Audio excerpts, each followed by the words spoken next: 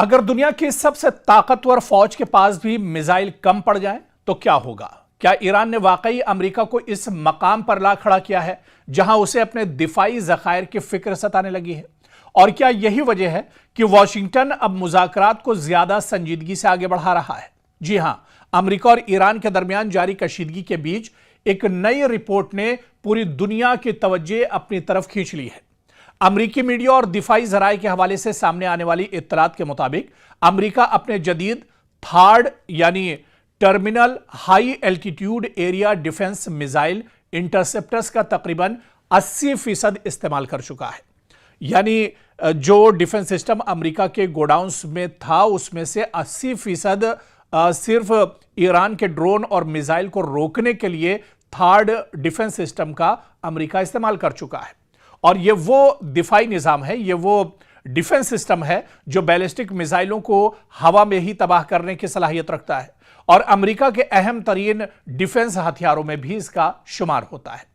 Report के मुताबिक Iran के साथ जंगी कार्रवाइयों और खित्ते में मुसलसल दिफाई ऑपरेशंस के दौरान अमेरिका ने बड़ी तादाद में थर्ड, पैट्रियट और दीगर इंटरसेप्टर मिसाइल इस्तेमाल किए हैं। इसी वजह से पेंटागन के अंदर मिसाइल के जो जखीरे हैं, जो इसका स्टॉक है, ये कह लीजिए कि मिसाइल का जो स्टॉक है इसके तेजी से कम होने पर तशवीश भी पाई जा रही है। अमेरिका परेशान है, जबकि दिफाई पैदावार बढ़ाने के लिए अरबों डॉलर के नए मुआहिदे भी अब अमेरिका दूसरे मुल्कों से कर रहा है। जो डिफेंस एक्सपर्ट्स हैं उनका कहना है कि अगर किसी बड़ी ताकत के स्ट्रेटेजिक हथियार तेजी से इस्तेमाल होने लगे तो इसका असर सिर्फ एक जंग तक महदूद नहीं रहता, बल्कि मुस्तकबिल में किसी दूसरे महाज पर इसकी तैयारी भी मुतासिर हो सकती है। इसीलिए अमेरिका बैक वक्त दो काम कर रहा है। एक तरफ दिफाई सनत को तेज रफ्तारी से मिसाइल बनाने का हुक्म दिया जा रहा है और दूसरी तरफ ईरान के साथ सिफारती मुज़ाकरात को भी आगे बढ़ाया जा रहा है ताकि मजीद कशीदगी से बचा जा सके।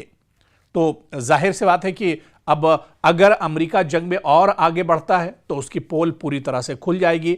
अब उसका जो हथियारों का स्टॉक है और ख़ासतौर से जो डिफेंस हथियार हैं, जो दिफाई हथियार हैं, चाहे थर्ड की बात करें, पैट्रियट की बात करें, ये जो इंटरसेप्टर हैं ये दरअसल अब अमेरिका के पास ख़त्म हो रहे हैं। और जानकार यही कह रहे हैं कि दरअसल अमेरिका बातचीत की मेज पर इसी वजह से आना चाहता है, इसी वजह से अमेरिका बातचीत के लिए पहल कर रहा है। डोनाल्ड ट्रंप अब मीडिया के सामने आकर बातचीत की वकालत कर रहे हैं क्योंकि अमेरिका अंदर से खोखला हो चुका है। अमेरिका का डिफेंस सिस्टम बिल्कुल खत्म हो रहा है। जो उसके हथियार और उसका जो असलहा, गोला बारूद है, खासतौर से उसके थर्ड और पैट्रियट जो इंटरसेप्टर हैं, वो दरअसल खत्म हो रहे हैं।